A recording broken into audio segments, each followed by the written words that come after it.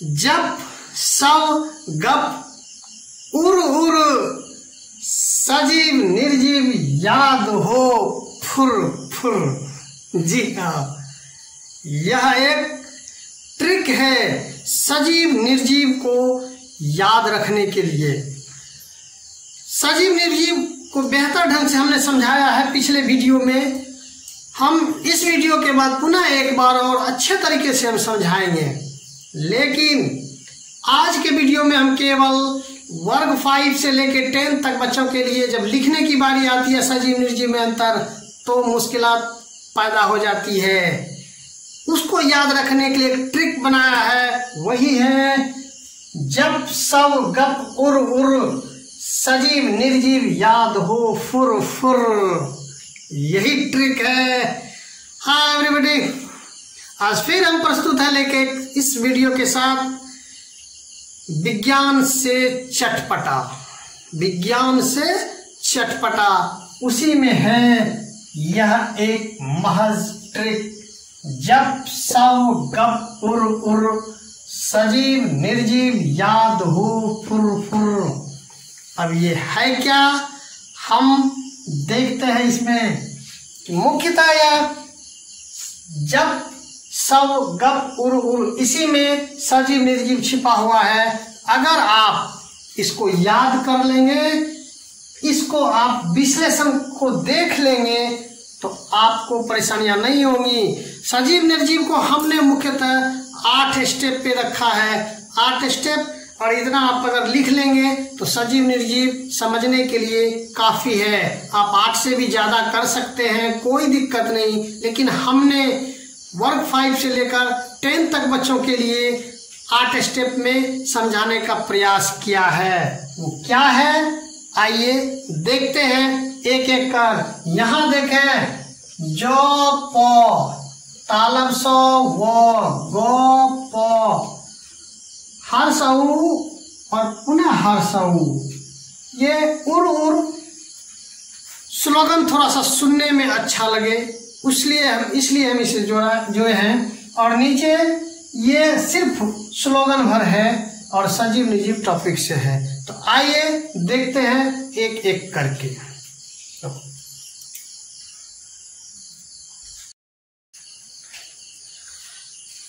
तो आइए देखते हैं इस स्लोगन को एक एक कर। यह स्लोगन यानी ट्रिक जो इजाद किया जाता है, ये हम किए अपने से।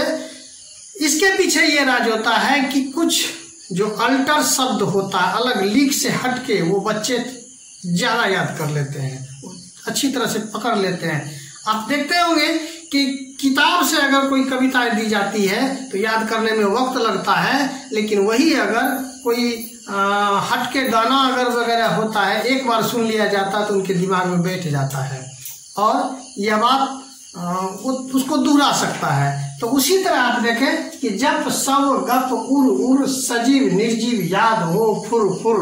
अब ये क्या है जब सब गप उर उर, एक एक का हम विश्लेषण करते हैं। यहाँ देखें, जप में जौ है, जप में जौ है, जौ यहाँ हमने लिया है जौ, इस जौ को लिया है और जौ से जीव द्रव्य, जौ से जीव द्रव्य। पौ, यहाँ पे पौ है, पौ से पोषण। तालब सौ से श्वसन। गौ से वृद्धि, गौ से गति, पुनः पौ से प्रजनन। उर में केवल हमें हर्षऊ से मतलब है, लेकिन स्लोगन थोड़ा अच्छा लगे सुनने में, इसलिए इसे उर किया है। तो हर्षऊ से यहाँ उत्सर्जन हो जाएगा, दूसरे हर्षऊ से उद्दीपन हो जाएगा। तो आप देखें कि जब सब गप उर को हमने एक एक करके अलग कर दिया। यानी हम इसको ऐसे कहें कि इस पूरे जीव द्रव, पोषण, शोषण, वृद्धि, गति, प्रजनन, उत्सर्जन, उद्दीपन, इन सबों को लिखते वक्त, बच्चे लिखते वक्त इसको याद रखे, इसके लिए हमने एक स्लोगन बना दिया, जप सब गप उर उर सजीव निर्जीव याद हो फुर फुर। तो इसको हम एक एक करके विश्लेषण कर लेते हैं। ये जब सब गप हो गया, तो जब जो हो गया जीव द्रव यानी सजीव, इनमें क्या होते हैं, जीव द्रव पाए जाते हैं। हो गया। अब अगर जब जीव द्रव हो गया तो सजीव में पाए जाते हैं और निर्जीव में नहीं पाए जाते हैं।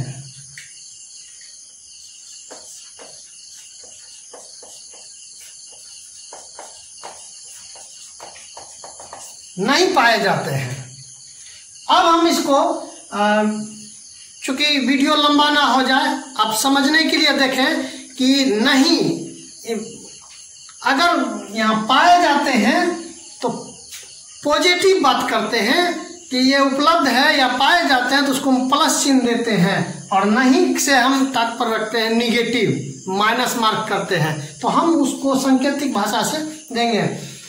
इस पूरे को समझाने और लिखने का यह तात्पर्य मेरा है कि अगर आपके पास प्रश्न आ जाए कि सजीव निर्जीव में अंतर क्या है, लिखें या स्पष्ट करें, तो ये समस्या होंगी। तो आज हम सिर्फ केवल इस टॉपिक से बात कर रहे हैं कि इसे हमें लिखना कैसे है, भूल ना जाए, और समझेंगे एक एक टॉपिक्स पर।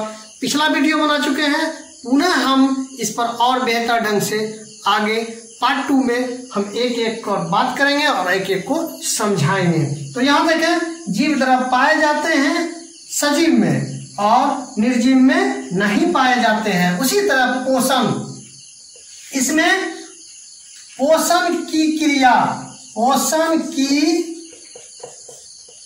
क्रिया होती है और इनमें पोषण की क्रिया नहीं होती है। श्वसन, वही बात, सजीव में श्वसन की क्रिया होती है। ये डॉट डॉट देते हैं, मतलब वही चीज, उसको लिखने में हम तेजी से लिख लें। और इनमें यानी निर्जीव में श्वसन की क्रिया नहीं होती है। पुनः वृद्धि आ जाए, वृद्धि, सजीव में वृद्धि होती है, सजीव में वृद्धि होती है, जबकि निर्जीव में वृद्धि नहीं होती है।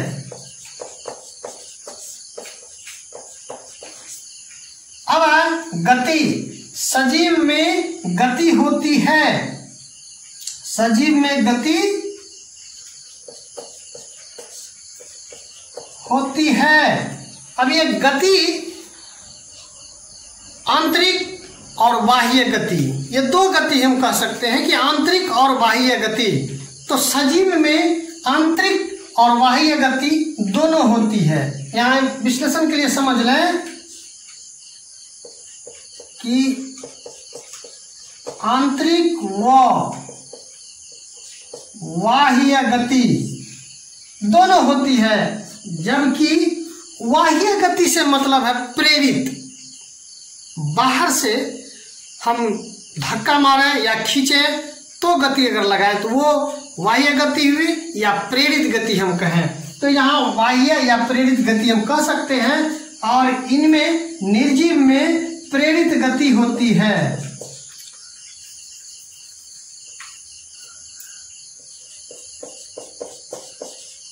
प्रेरित या बाह्य गति होती है। प्रजनन, पौ से प्रजनन, प्रजनन, इनमें प्रजनन की क्रिया होती है, यानी सजीव में प्रजनन की क्रिया होती है, जबकि निर्जीव में नहीं होती है।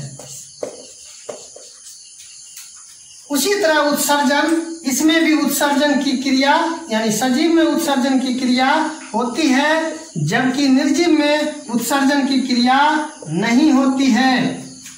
उद्दीपन, उद्दीपन, सजीव में उद्दीपन की क्रिया होती है, जबकि निर्जीव में उद्दीपन की क्रिया नहीं होती है। इसको फिर से हम दोहरा लें कि जौ से जीव द्रव पाए जाते हैं। अब ये जीव द्रव क्या है, पोषण शोषण क्या है, ये अगले वीडियो में हम विस्तार से बात करेंगे। इसमें ये वीडियो काफी लंबा हो जाएगा, पार्ट 2 में हम जस्ट इसको बेहतर ढंग से बताएंगे। ये सिर्फ हम लिखने में आपको हेल्प हो, उस दृष्टिकोण से हमने इस वीडियो को बनाया। तो जीव द्रव सजीव में जीव द्रव पाए जाते हैं, निर्जीव में जीव द्रव नहीं पाए जाते हैं। पोषण सजीव में पोषण होती है, निर्जीव में पोषण नहीं होती है। श्वसन सजीव में श्वसन की क्रिया होती है, जबकि निर्जीव में श्वसन की क्रिया नहीं होती है। वृद्धि जो है सजीव में वृद्धि होती है और निर्जीव में वृद्धि नहीं होती है। गति सजीव में आंतरिक गति और बाह्य गति होती है। बाह्य मतलब प्रेरित गति होती है और निर्जीव में केवल प्रेरित या बाह्य गति होती है। अब देखें प्रजनन की क्रिया सजीव में होती है, जबकि निर्जीव में प्रजनन की क्रिया नहीं होती है। और उत्सर्जन सजीव में उत्सर्जन की क्रिया होती है और निर्जीव में उत्सर्जन क्रिया नहीं होती है। और उद्दीपन की क्रिया सजीव में होती है, निर्जीव में नहीं होती है। ये होती है नहीं होती है, आप इसे तो अच्छी तरह से समझ पा रहे हैं। सिर्फ हमें याद करने का ये मुख्य बिंदु जो है, ये इसको देखिए।